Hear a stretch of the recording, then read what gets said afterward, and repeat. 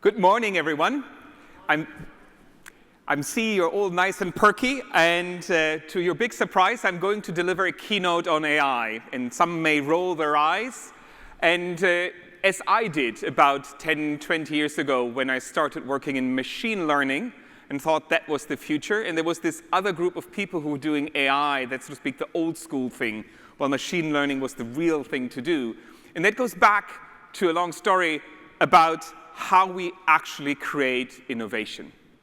And if you think about, we can go all the way back when our ancestors learned to make fire. And since that moment till today, the way we innovated was you had a few smart people sit down, tinker, and build the solution.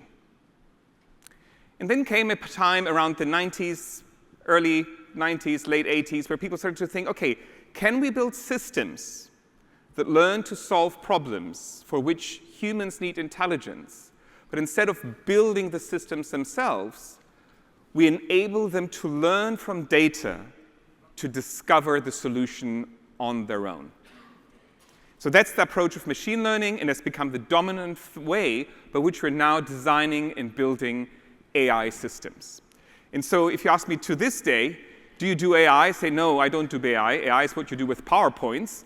I do machine learning, and that's what you do with Python. And so coming from that perspective, I want to tell you a bit about the journey that we've been on over the past 10 years when we started working on AI for healthcare and started to embrace agency in a systematic manner. So I'm a professor at Imperial College London and director of the two UKRI centers in AI for healthcare and AI for digital health. They constitute the largest single investment by the UK government in science research for artificial intelligence in general, and we're delighted that we were successful in getting that focused on healthcare. And so our partners are not just the famous National Healthcare Service, but crucially and fairly uniquely, we brought in the UK healthcare regulators as partners in our center, as well as over 40 industry partners. And over the past few years, we managed to realize a number of things. But let me take you to London, not as it's now, but maybe London how it was 150 years ago, to a gentleman called John Snow, generally considered the father of epidemiology. And John Snow had to deal with a cholera epidemic. And in those days, we didn't know how cholera was spread, an infectious disease. Did it come from bad air? And there was something called the miasma theory. And some other people thought, well, maybe it's actually some waterborne agent that is spread through drinking water, for example. And so John Snow looked at this problem, and being a British empirist, he decided, well, let's look at the data. And people didn't speak about data in that way. So what he did is he really took the street map of central London and then decided, well, for each case of cholera, I draw a little rectangle, and if there are more people suffering from cholera, the rectangle gets higher. And I think you can see that, how it looks over there. And so he invented the bar chart to visualize the data. And that's literally, I'm told, the first bar chart ever drawn. And then he had another aspect to that thing. He wanted to test a hypothesis. Is cholera linked in some way to the spread of water? And so he looked at the data, and it seemed like these cases of cholera were all clustered around Broad Street, the little green dot that you see there. And he identified there was also a pump, a water pump that you can still see to this day in London. I took this picture a few weeks ago. And so now he had the idea of going into a medical intervention. He had the authorities literally shut down the pump. And through that causal intervention, he then could see that no new cholera cases arose, and the cholera epidemic was stopped. And so in one go, he established public health and epidemiology in a very data-driven way. He effectively started data science and data visualization, and he used causal interventions to manage public health at a systemic level. And so how have we been faring on this journey? And so this is a question for you as an audience. Where are we in the journey to AI and digital healthcare? And I'm sure most of you will be familiar with these video games that have appeared over the past few decades. And I'm going to make my way over here. And if you think about this, where's digital health now? And where can it be in the future? I would like you to raise your hand when you think I'm close to where we are. Are we in the Pong age of digital health? Raise your hands if you think it is. Are we at Atari levels? Are we doing CGA, which was the first proper color graphics? Are we at EGA? Okay. Then we get into better stuff, VGA. Now we're in the 2010s, and now we're in the 2020s. So thank you for that data collection effort with me. I agree with the majority of you. The majority of the weight, we're at the EGA level. We're just here, and we can still make it all the way there. And I hope we can make it as fast as this 1980s technology can do it today or faster. Why do we need to be fast? Well, I don't think I need to mention that we are under severe strain in our healthcare systems, be that in staff, be that in need for health and care, be that in costs. And what we're simply seeing is that over the past few years, the demand for health and care has been outstripping the supply that we can provide. And my hope and my goal of my career is to push the borders ahead, the boundaries, so we can make more and more of this unmet demand addressable by artificial intelligence. And of course, here, we believe that AI is the solution. And most of us, over the past decades, thought about AI as a way of dealing and analyzing with data. And so that's all of data science and all of the engineering. But really, if you start thinking about what's the true value of AI, it's that AI can do stuff for you that you don't have to do anymore. And so we're now talking about agency. And of course, we've all used ChatGPT, and now we're seeing the wonders of this language technology being rolled out to facilitate life in the professions of healthcare through ambient intelligence. And so that's generative AI. And we're going to see also in the future more agentic AI. So AI systems that go out, you send them on an errand, and they come back and do stuff. Now, that's nice if you're thinking about building AI systems as a problem where we're looking at things that we've been doing inefficiently, and we're doing it now more efficiently with AI. But what I want to push you on, and what the purpose of my talk is, to think about not how we can just do the old better, but how we can do things that we couldn't imagine before by unlocking the power of AI. And so that's what I call developing patient-ready AI and really realize the full potential. And people say the full potential realized means we can increase life expectancy by 1.5 years by catching preventable deaths. We can reduce dramatically burnouts of clinicians. And we can reduce the costs, and the satisfaction can be improved of the healthcare systems in our populations. But there are a number of gaps that we need to address here. And the first gap I want to talk about is the observability gap. Only because you're standing in front of a clinician doesn't mean that they have a full insight of how you're doing. The human body and the human context and experience is too rich for that. And yet, in many domains, we're still operating medicine in a form of operation like we've been doing in the 19th century in the days of Jon Snow. Let me explain. So, a few years ago, we started thinking about, can we think about using Gen AI methods to try to manage public health at the level of a country? And so, of course, the United Kingdom is composed of 4 countries, Scotland, England, Northern Ireland, and Wales. And I've drawn up here the country of Wales, 4 million inhabitants. And Wales is fairly unique because they've very early on started to digitize their data. So we have the complete linked patient records from 2009 to today for all primary care and all secondary care data. And we can do that because within the NHS, patients are just in one system. And so we have every GP visit, we have every hospital visit, we have every single prescription picked up in a pharmacy. And so we asked ourselves, can we now use that information to do something useful? For example, catching or predicting preventable life-death situations.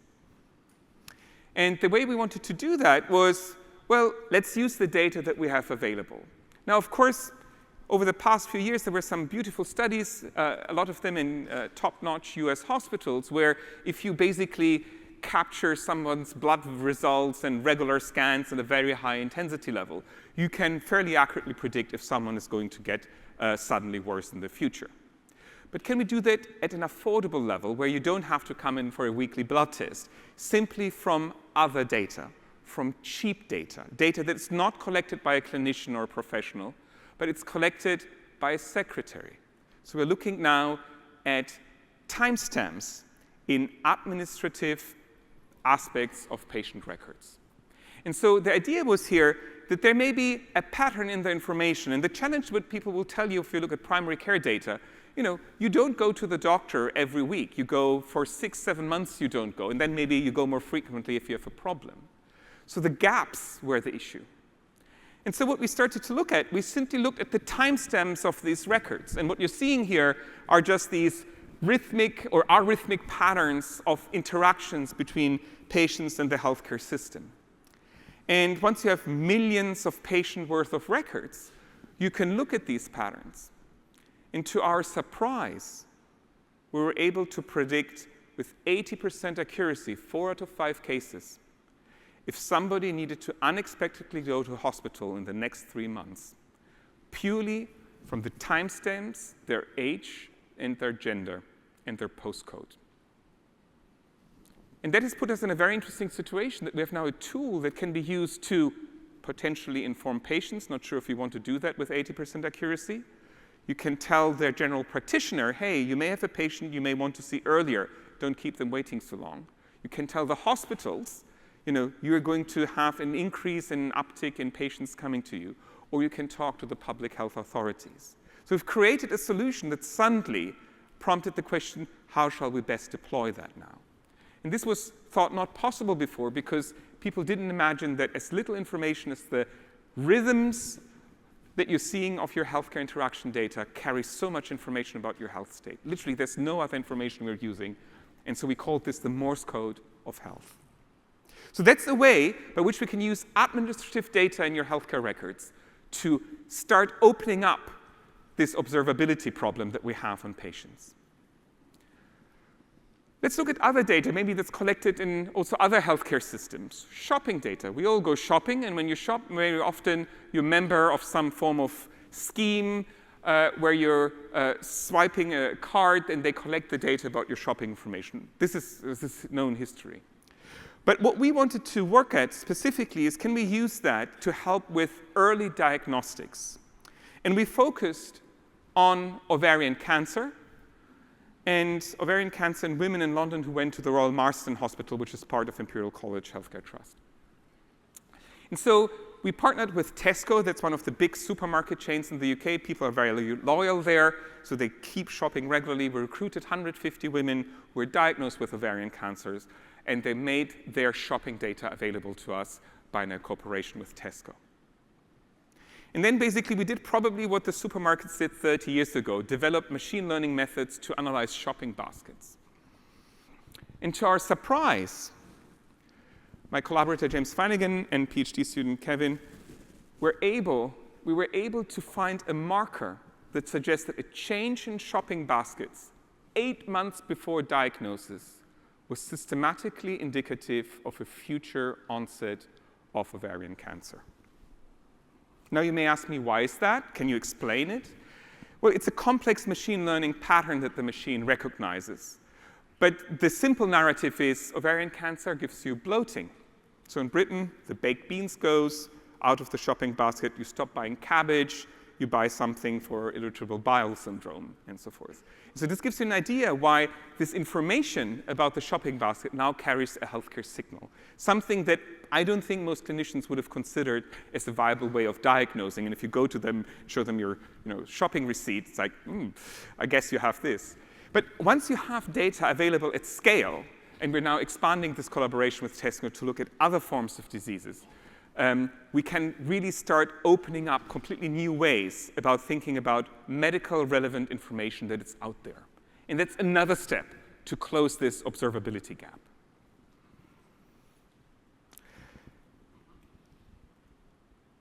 Another important challenge is, well, what do we do the whole day? And I remember when my grandmother developed Parkinson, I could notice that she was acting differently. There were subtle changes. It was very hard to put a finger on that, and it was not the tremor at the time. It was changes in the routine. So what we did is, around 2010, we set up what we call living labs now. So we basically converted the whole corridor of our laboratories into a flat and invited people in an apartment to live in there for days on end. And we collected all sorts of data. This is a 10-year-old video that you're showing here. So we collected the movement of the skeleton, what people are seeing, measuring their eye movements. Everything was annotated. And we basically built a database.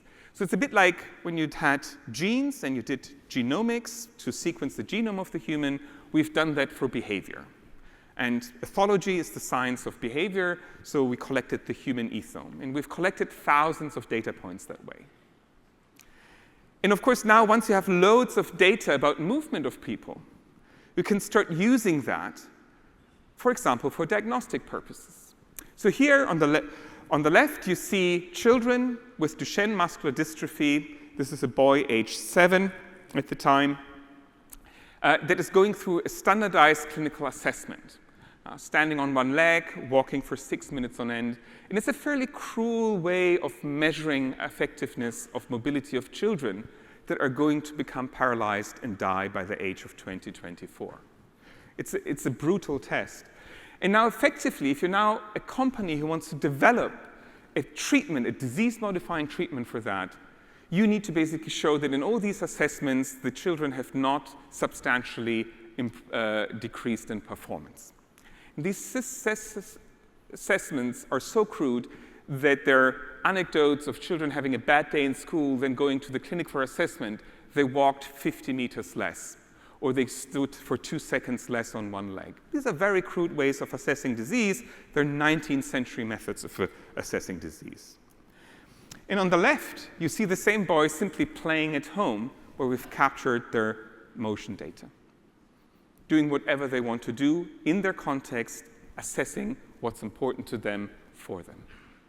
So we did then take all this data that we collected from our Human Ethome project, and we did effectively what people who build large language models do. You harvest all the data, all English language text off the internet, you throw it into a machine, and the machine learns something about the structure and meaning of human language so that it can reproduce text in one way or another. And so we did the same thing for human movements. And so out of this model, we could then basically feed information back about kids doing the clinical assessment in the clinic or kid playing at home. Because for the machine, it didn't actually matter. It doesn't matter to ChatGPT if you put in an X message or a Shakespeare sonnet. It can digest and understand both. And lo and behold, we were able to discover equivalence of what you would call tokens in language models for behavior that we can interpret and clinically look at. And what you can then do is you can basically digitize human behavior and basically create a string of tokens that then a machine can start digesting and understanding. And so what's very important here is we can now basically predict the disease course for every single kid with twice the precision that's possible with the FDA-approved gold standard methods of disease. What's more important if you want to develop pharma is that you need to run clinical trials to determine whether your drug works. And with this technology, we can do that in half the time because the method is more sensitive to change, and with a fraction of the population. So here you see the curve that you need. How many individuals do you need to get a certain precision? And at the moment, FDA-approved minimum is 60 patients for a trial in a rare disease where it's hard to recruit kids.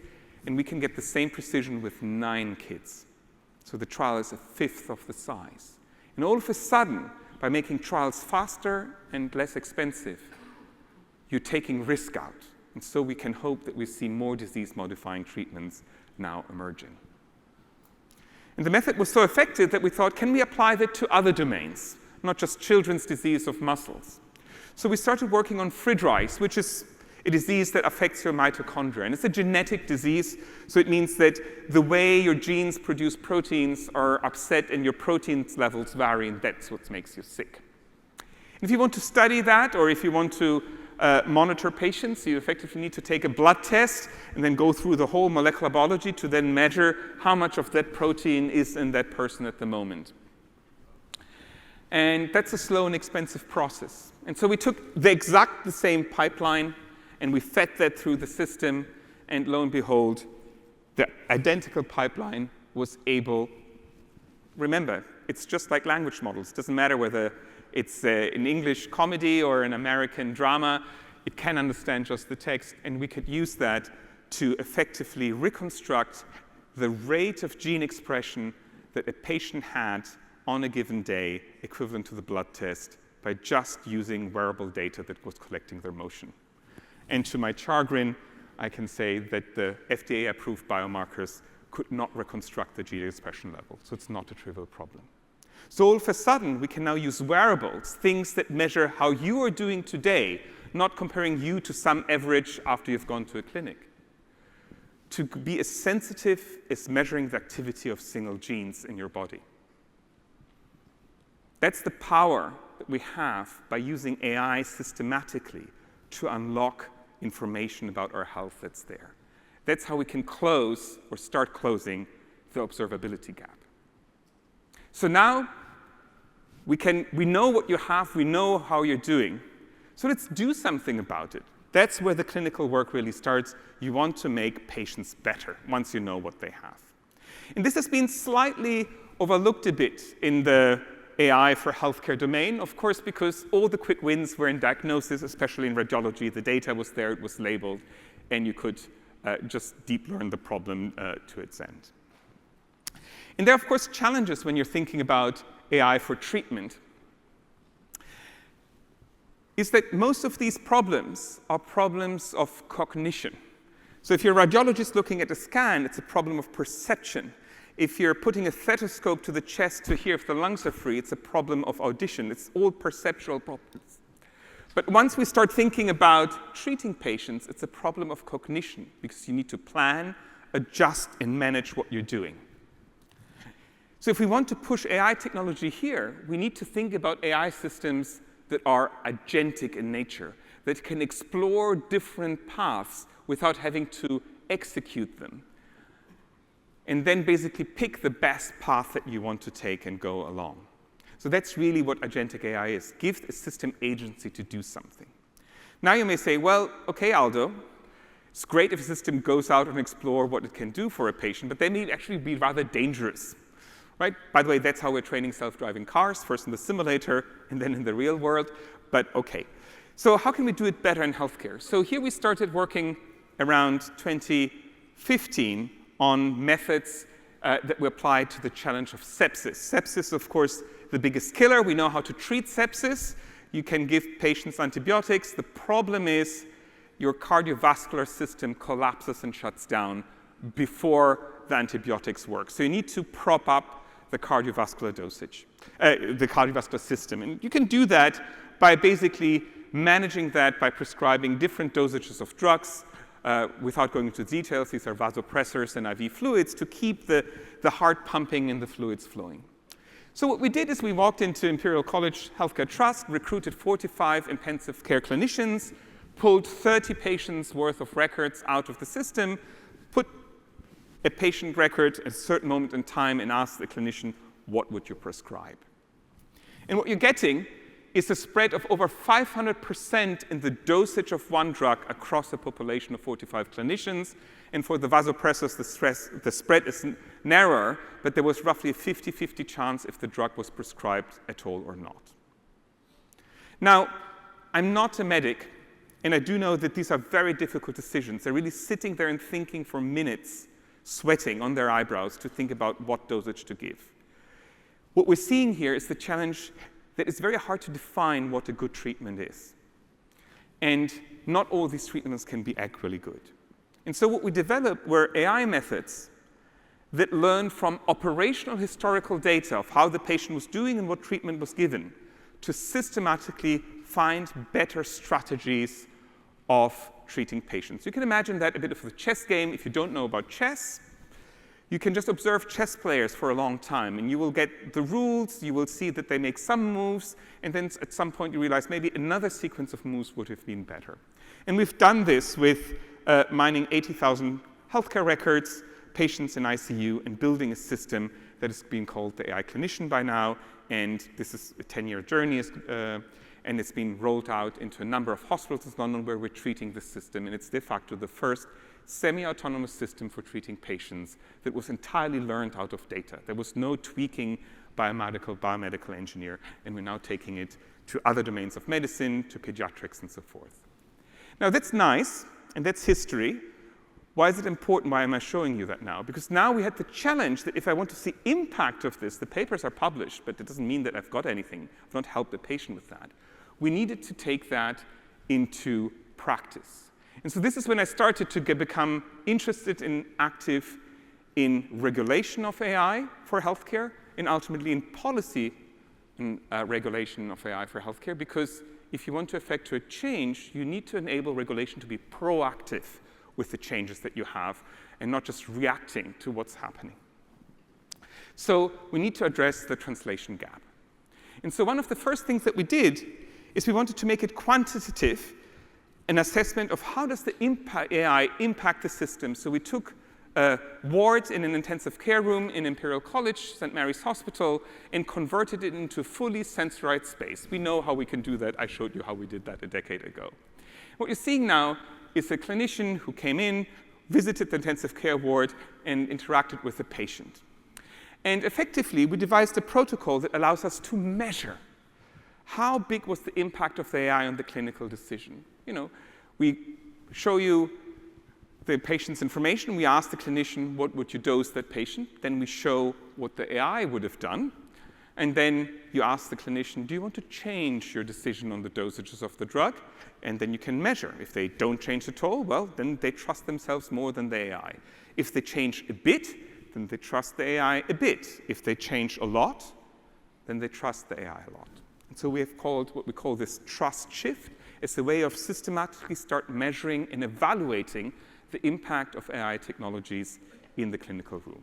And we also ask them, would you stop the AI system because it's crazy or something like that? Okay. So now I'm going to show you the same video again, but with extra data superimposed. We had done the eye tracking on the clinicians. So now you're seeing literally where they're looking for every second. The heat maps tell you where they're paying more attention when they're ingesting information about the clinician. And that's now the AI. Well, it's nothing else but the screen that tells you, oh, this is what you should prescribe, and these are 4 different ways of motivating my explanation.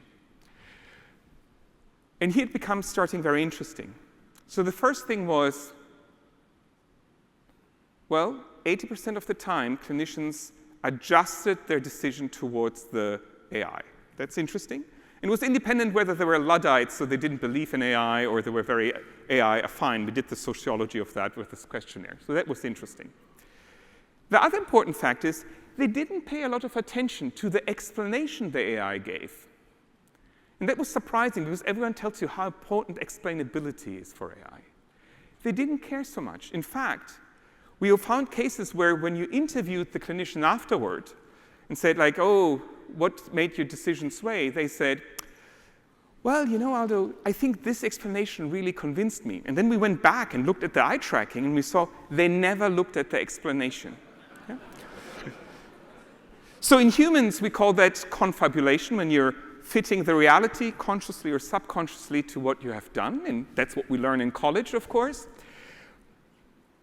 But it's a bit unfair when people complain about hallucination by Gen AI, and effectively we have a very similar effect going on in the human. So I'm here to advocate for the AI, of course. But other things that were interesting was the factor, and here we're talking really about human-AI cooperation. So the nurse that you saw is actually my PhD student, who is the clinician himself, would flip a coin, and whenever the doctor made a decision, unseen to the doctor, he flipped the coin, would then ask the doctor, are you sure, doctor?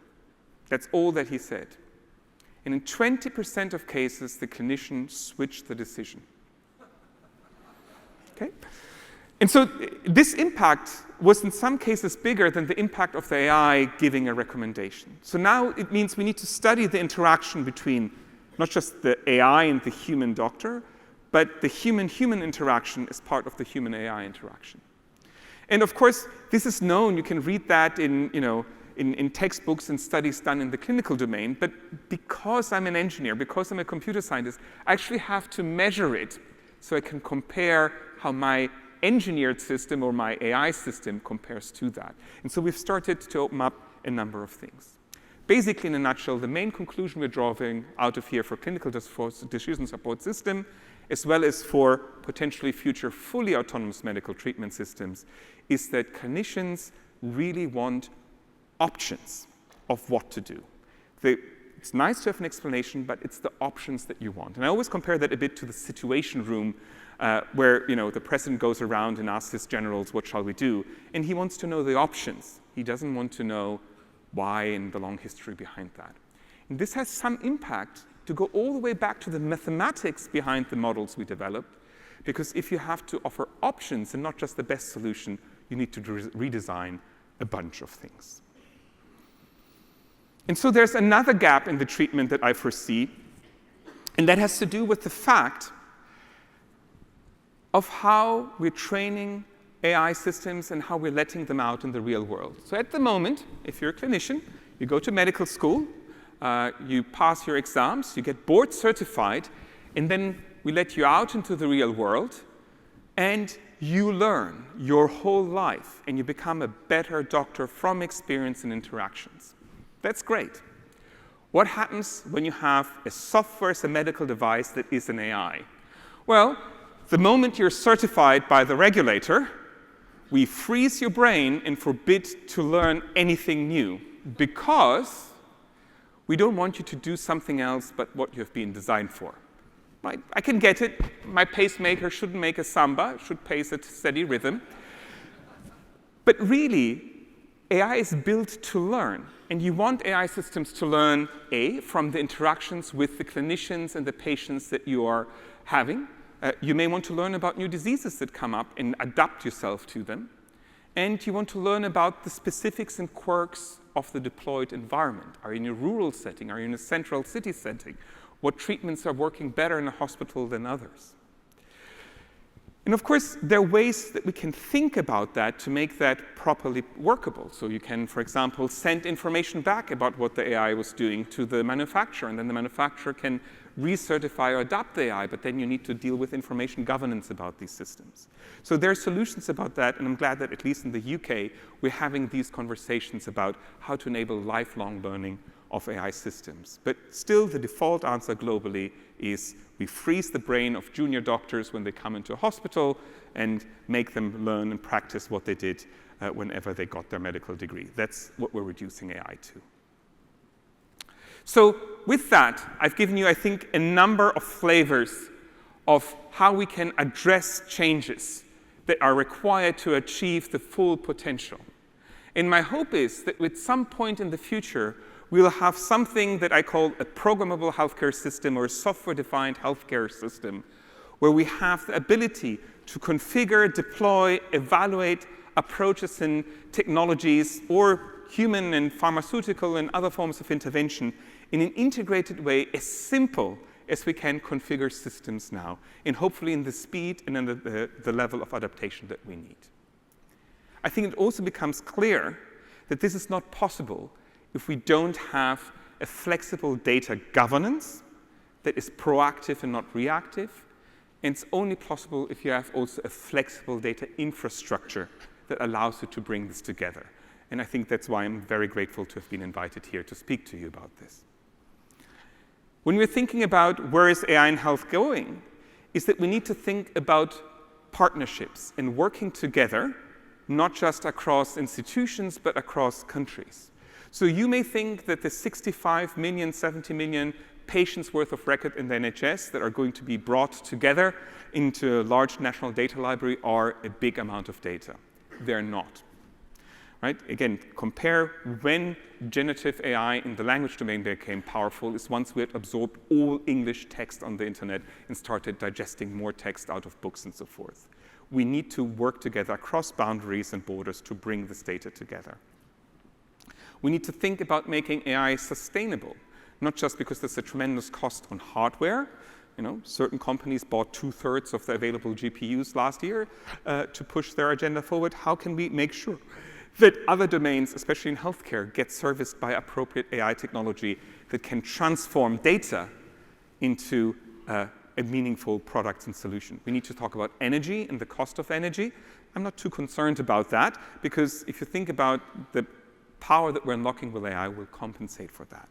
But ultimately, we need to think about the sociology of the problem. And the sociology of the problem is actually what I find, and I've been working in Switzerland and Germany, in many different countries doing healthcare for AI research. It's seldomly the law that's the biggest hurdle, or it's not the technology, and it's not the clinical side that is the limitation. It's the mentality of people in their heads, how they're approaching that. And so my hope is that with the methods that I showed you in the near future, we can really start thinking about holistic health. And I don't mean it in an esoteric way. I mean it integrating all forms of data that we're already creating, rendering that useful, and use an AI system to help guide interventions at the clinical level, at your behavior influencing that, or have even your environment, your ambient, do ambient interventions. We can even think about ambient therapeutics in the future. So really, we want an AI Sherpa that guides us to the summit of what AI can do. And so as part of that journey, we have launched the Nightingale AI Initiative 2 months ago. And the idea here is to render the world's healthcare data useful to build the world's true first large health model. You've seen large language models in health. That's a bit like an English major learning to read and then reading medical texts and reasoning based on that. We want to have a system that reasons like a clinician. So we want to train it on the entire NHS's healthcare data, all the available scientific databases and the literature. And we found a large consortium of institutions across the UK and Europe to support us. And as of last month, we have also onboarded 2 California institutions. So we're really working very hard towards that goal. So to come to an end, what lessons can we learn? I think very often people are talking about we need to change the system. We need to plan about how to change the system. In my experience, the normative power of creating a factual solution that does something, like we've done in Wales, you tell people this is a tool, this is what your tool tells you, is much, much more powerful in affecting change than just talking about it. We need to think systematically about how we use this idea that machine learning can learn things we can't even think about because we're limited in our human ways. We shouldn't just think about collecting data in libraries, think like librarians. I take the glasses up for this. But instead, think more like people who are building factories and tools that are powered by data, but it's actually the application that matters. I hope I've convinced you that healthcare impact is not just MD business, not just medical business. We can use shopping data, for example, to bring things together. We need to think it's much wider, and thanks to the power of AI and with the right ecosystem, we can bring this data together. And last but not least, you really need to think from day one on people in change management. And that's the computer scientist that preferred to spend time with his computers over people in his youth who's telling you that. I think that's the most fundamental limitation that we're facing when we're thinking about the future of AI. And so with that, I'm leaving you with a beautiful piece of art that shows you a volleyball player. And very often when we're in this data-driven domains, we're just tidying everything up, and you have this nice collection of things, but sort of the beauty of the whole is lost. And what I hope I can convince you with is that with the power of AI and the power of a data ecosystem, we can put these individual bits back together into one whole picture that's beautiful. Thank you.